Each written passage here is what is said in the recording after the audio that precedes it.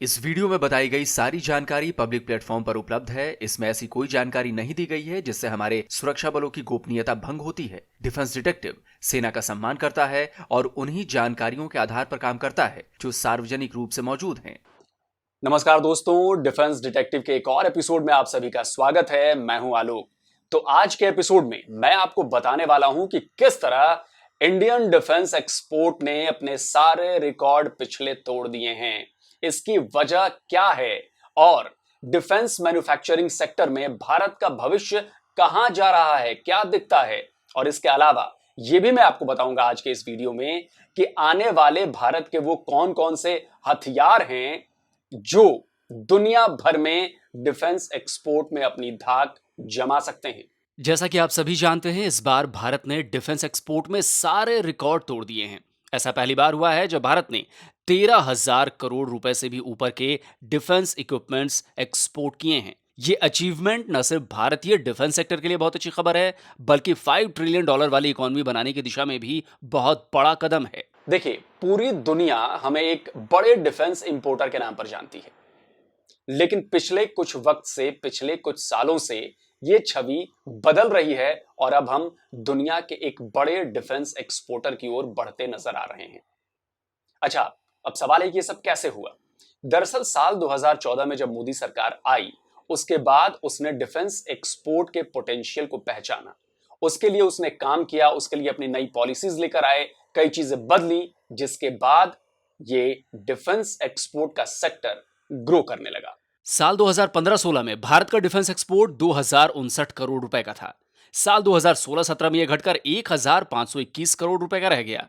लेकिन 2017-18 में इसमें बढ़ोतरी हुई और ये 4,682 करोड़ का हो गया। इसके बाद साल 2018-19 में तो सारे रिकॉर्ड टूट गए। डिफेंस एक्सपोर्ट 10,745 करोड़ का हो गया। यानी साल 2017-18 के मुकाबले साल 2018-19 की बात करें तो डिफेंस एक्सपोर्ट में 700% का ग्रोथ था। यानी 700% ग्रोथ डिफेंस एक्सपोर्ट की बढ़ गई। तो जाहिर सी बात है कि भाई ये बिना सरकारी नीतियों के, सरकारी इच्छा शक्ति के ये पॉसिबल नहीं था।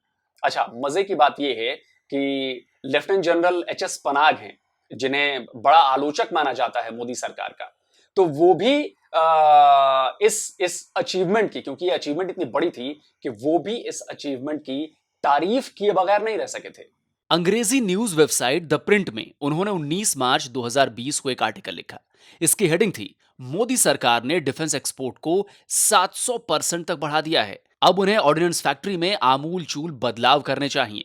इसमें उन्होंने बताया कि यह इसलिए मुमकिन हुआ क्योंकि मोदी सरकार ने न सिर्फ आर्म्स एक्सपोर्ट पॉलिसी को ठीक किया, बल्कि पब्लिक और प्राइवेट कंपनियों को परमिशन देने की प्रक्रिया को भी आसान बनाया। सरकार की नीतियों और डिफेंस सेक्टर में प्राइवेट कंपनियों की बढ़ती मौजूदगी ने देश को डिफेंस एक्सपोर्टर बनाने की ओर पुश कर दिया है। हालांकि कोविड की वजह से रफ्तार थोड़ी धीमी जरूर हो गई थी, पर अब इसने एक बार फिर से तेजी पकड़ ली है। साल 2019-20 में 9,115 करोड़ का डिफेंस एक्सपोर्ट हुआ। साल 2020-21 में इसमें थोड़ी कमी आई और ये 8,434 करोड़ पर पहुंचा।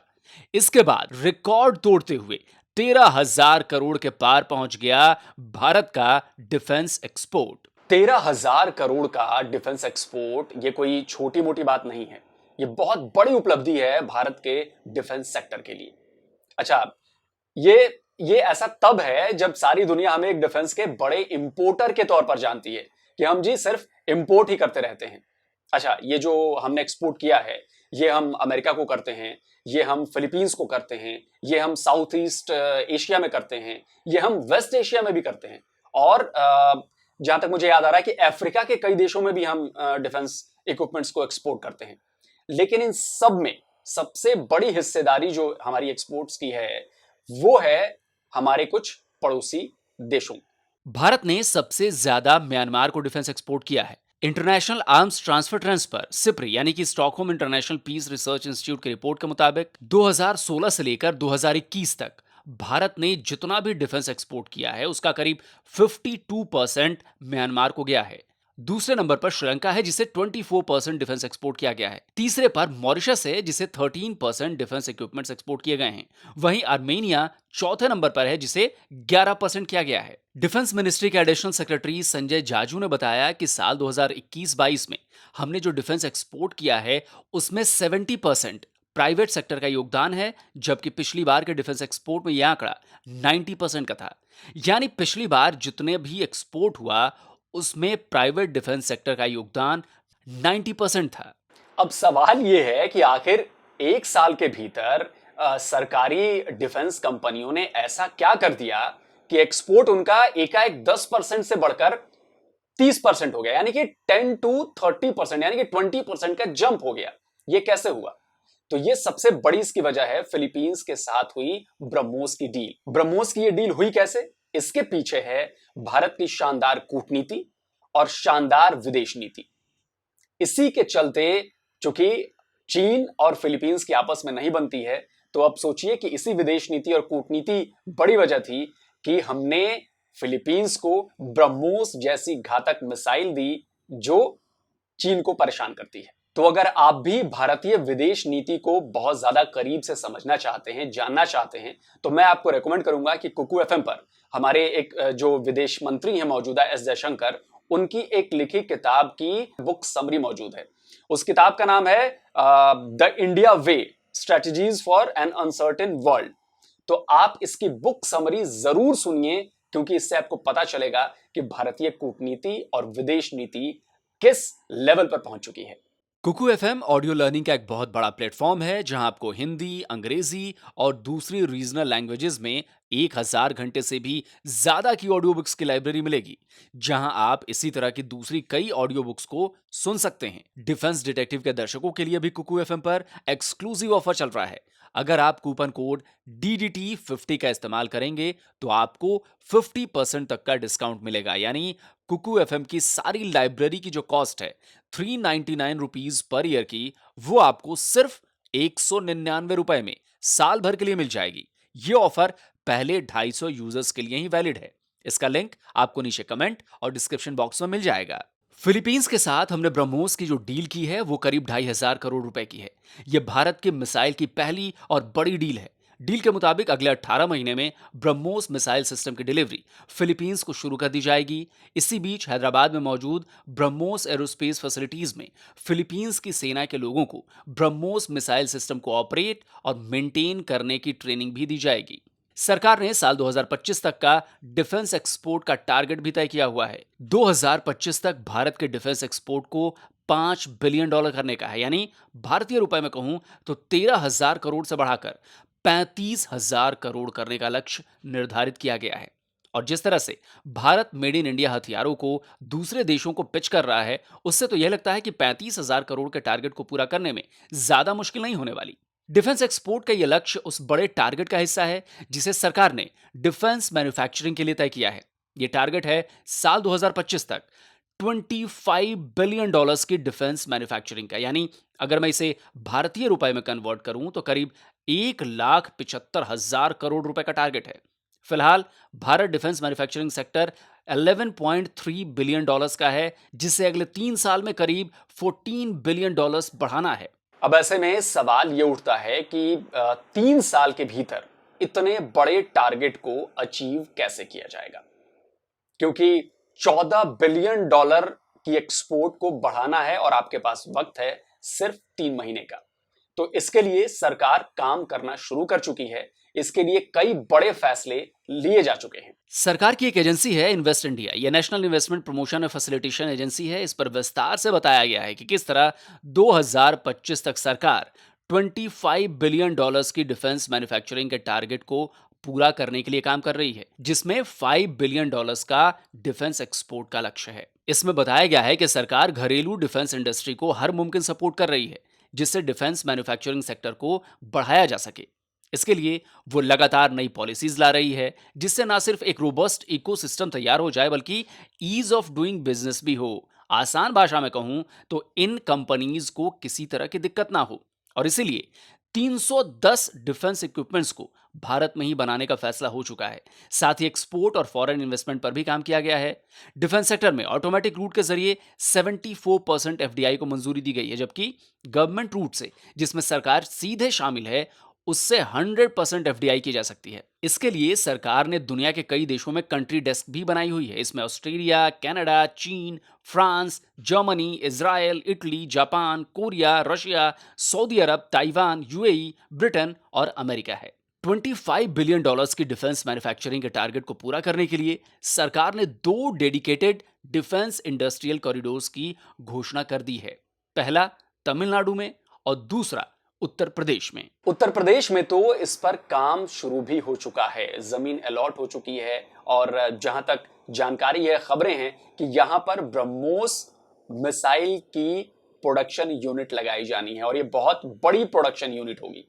और इसके अलावा दिल्ली भी डिफेंस मैन्युफैक्चरिंग का एक हब बनता जा रहा है, क्योंकि यहां भी कई सारे ऐसे डिफेंस से रिलेटेड प्रोडक्ट्स या तो बन रहे हैं या फिर उन्हें बनाने की प्लानिंग है और उस पर काम शुरू हो चुका है। जैसे RIIST यानी infrared imaging search and track system, ये फाइटर जेट्स में इस्तेमाल होते हैं। On board oxygen generation system for fighter aircraft, wing drop tanks for Mirage 2000 aircraft, inflatable decoy, इसके अलावा भी बहुत कुछ चल रहा है। आपको जानकर हैरानी होगी कि भारत में दुनिया की कई बड़ी और नामी गिरामी डिफेंस कंपनीज इन्वेस्ट कर रही हैं, जैसे Airbus, BAE systems, Lockheed Martin, Boeing, Raphael, Dassault, IAI, Raytheon, L3 Harris, Honeywell aerospace, general Atomics, UTC aerospace systems. Bharat में डिफेंस मैन्युफैक्चरिंग के बड़े बड़े काम हो रहे हैं और इनमें सबसे बड़ा जो नाम है वो है बोइंग और टाटा का। ये दोनों मिलकर बहुत बड़ा काम कर रहे हैं। इसके अलावा और भी कई सारी प्राइवेट कंपनीज हैं, कल्याणी ग्रुप है, भारत फोर्ज है, अडानी की कंपनी है, लोहिया ग्रुप की कंपनी है। ये सब मिलकर, इनके जैसी और भी कई कंपनीज है जिनका नाम लेना मैं भूल गया हूं, लेकिन ये सब मिलकर भारत के डिफेंस सेक्टर को बहुत तेजी से बढ़ा रहे हैं। अभी ज्यादा दिन नहीं हुए हैं बोइंग के अपाचे अटैक हेलीकॉप्टर्स को इंडियन एयरफोर्स में शामिल हुए, और ये हम सब जानते हैं कि अपाचे दुनिया के बेहतरीन अटैक हेलीकॉप्टर्स में से एक है। इसका फ्यूजलाज भारत में बनाया जाता है। दुनिया भर में जहां भी अपाचे हेलीकॉप्टर्स बेचे जा रहे हैं, उसका फ्यूजलाज मेड इन इंडिया है। तेलंगाना के हैदराबाद में इसकी फैक्ट्री है। अभी हाल ही में उसने अपाचे का 100वां फ्यूजलाज डिलीवर किया है। 3 साल के भीतर यह फैक्ट्री अपाचे के ग्लोबल सप्लाई चेन का बेहद अहम हिस्सा बन चुकी है। बकौल बोइंग, इसका बिजनेस अब $1 बिलियन को भी पार कर चुका है, और इसके लिए इसने भारत सरकार और तेलंगाना की सरकार की नीतियों की तारीफ भी की है, जिसकी वजह से ग्लोबल एरोस्पेस और डिफेंस इंडस्ट्री में भारत कामयाबी के साथ काम कर रहा है। उधर अडानी डिफेंस भी धीरे धीरे रफ्तार पकड़ रहा है। अडानी ग्रुप इजरायली कंपनी के साथ मिलकर ड्रोन्स बना रहा है। इसराइल की बेहद नामी डिफेंस कंपनी है एल्बिट सिस्टम्स। अडानी ग्रुप ने उनके साथ ज्वाइंट वेंचर किया है। एल्बिट सिस्टम्स बेहद आधुनिक ड्रोन्स के लिए जानी जाती है, तो भारत में इनके बनने का मतलब है ड्रोन्स के मामले में भारत आने वाले वक्त में बड़ी ताकत के रूप में उभरने वाला है। वहीं यूपी के कानपुर में मौजूद लोहिया ग्रुप भी Israeli company light and strong के साथ ज्वाइंट वेंचर में काम कर रहा है। एरोस्पेस और ड्रोन से जुड़े कई अहम हिस्से ये कंपनी बना रही है। इसमें सबसे खास है हरमीज 450 नाम का ड्रोन। इसका फ्यूजलाज और विंग सेक्शन भारत में बनाए जा रहे हैं। अब आपको अंदाजा लग गया होगा कि भारत को डिफेंस एक्सपोर्टर बनाने के लिए जो सरकार काम कर रही है उसका नतीजा दिख रहा है। अच्छा, इसी का नतीजा है कि भारत 75 से भी ज्यादा देशों को डिफेंस इक्विपमेंट्स एक्सपोर्ट करता है। और अब तक जो डिफेंस इक्विपमेंट्स एक्सपोर्ट हो रहे थे उसमें कंपोनेंट्स थे, कुछ हिस्से थे, लेकिन अब पिछले कुछ सालों में पॉलिसी को बदला गया है और अब वेपन्स को, मतलब हथियारों को, missile, fighter jets, air defence systems और भी कई चीजें हैं जिन्हें एक्सपोर्ट करने की तैयारी है।